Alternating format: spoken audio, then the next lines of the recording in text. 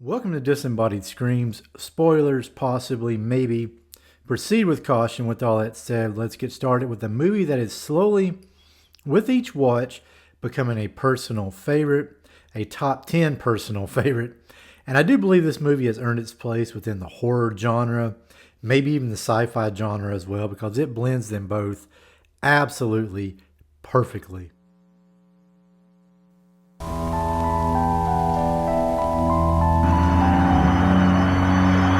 Phantasm. Is it a nightmare?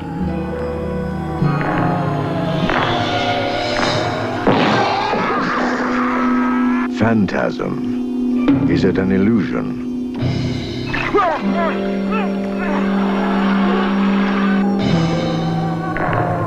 Phantasm. Is it an evil?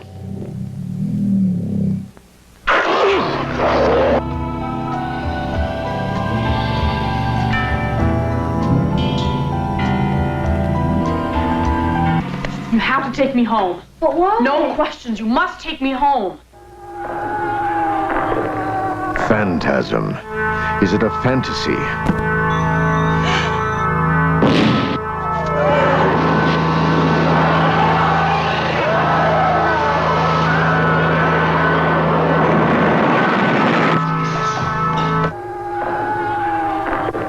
Phantasm.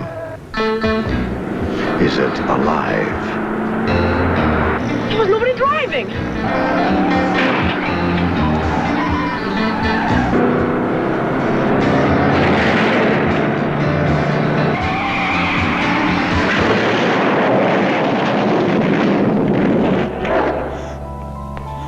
Whatever it is,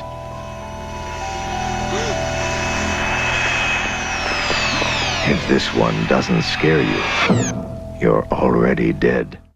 And these are some impressive stats from Google.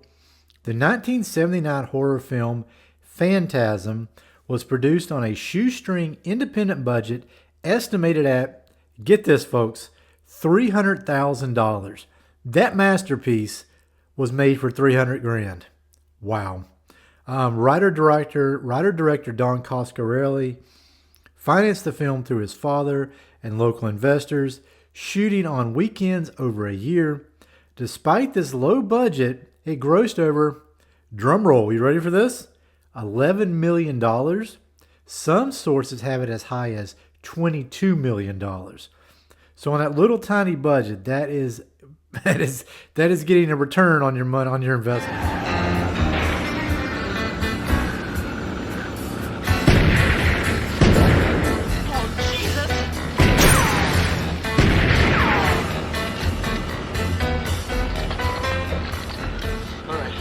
Speed up. I want to put a few in the engine. Okay.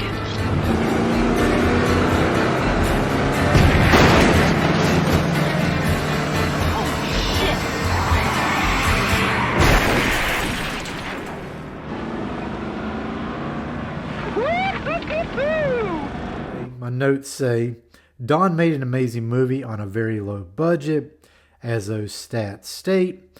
And watching this movie multiple times, the effects never, ever fail. Not once do I roll my eyes and say, oh my goodness gracious, that's terrible. Not once. Especially the flying spears. They look amazing and still hold up to this very day. Even that cheap killer fly, as cheap as it looks, still has a lot of low budget charm to it, because you can feel the try in that scene is what I wrote. Meaning that when you see stuff like that, you're like, okay, they don't have the money to do this fly, but they want to do this fly, and they figure out a way to make the fly fly. So I applaud them just for that alone. And I'll excuse it for that reason. I'm like, okay, that looks great. You did an amazing job on a very low budget.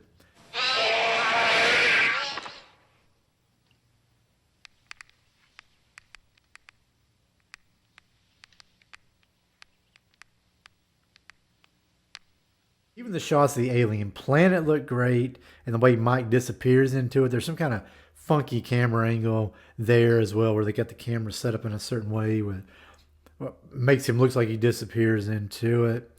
And speaking of no complaints, the tall man, iconic villain through and through, played to absolute villainous perfection by Angus Scrimm. He looks the part, walks the part, talks the part. I can see why he is one of the greatest villains in the horror genre. Beyond the tall man, the kid who plays Mike, A. Michael Baldwin, solid acting on his part. Even when some of the other actors around him are not as strong, he still fulfills his role. You have to throw in Reggie Bannister as well for doing a great job playing Reggie.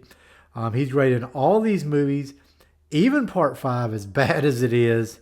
More on that in the short when I drop. He was good there too. He's simply a horror icon like Angus. You kind of have Reggie and Angus, I think, at the same time. You can't mention Phantasm without mentioning both of them. Rest of the cast isn't bad either. The guy who plays Jody, I didn't write it down. I should have wrote it down. He's good as well. He's not as strong as A. Michael Baldwin or Reggie, but he does a really good job. Rest of the cast, you can't complain. You found people to read the roles, and they read their lines very well, or mostly well, most of the time. Kudos for that on a small budget. And gigantic kudos for the score. This one is iconic. It's a benchmark. If there was a Mount Rushmore of horror scores, if there's a way to do that, Phantasm's score might be on there. It's just truly iconic. It's one of those when you hear it, you know it, like the tubular bells. It's one of those even non-horror fans would hear it and go, I know that from somewhere, because they've heard it everywhere. It's just that iconic. It just fits each moment and scene too perfectly when it's used. I cannot get enough of that score.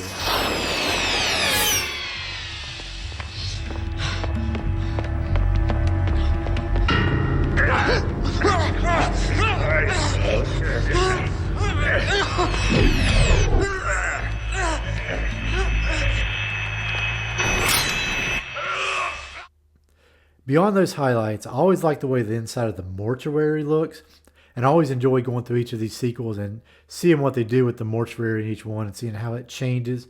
It's almost as much a product of these movies and a character in these movies as is Reggie and Angus Scrimm. The mortuary here looked great with the white walls, the textured blacks and reds splashed about those walls. Just great set design throughout this movie.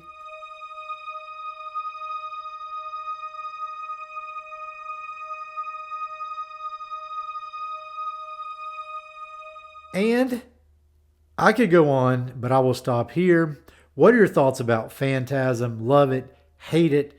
Does it deserve all the praise? Do you want to shrink it down to a dwarf and ship it off to an alien planet? Leave me all that goodness in the comments below. And of course, like and subscribe if you enjoy this episode. Yeah, that's it. Take care. Be good. And have a good one.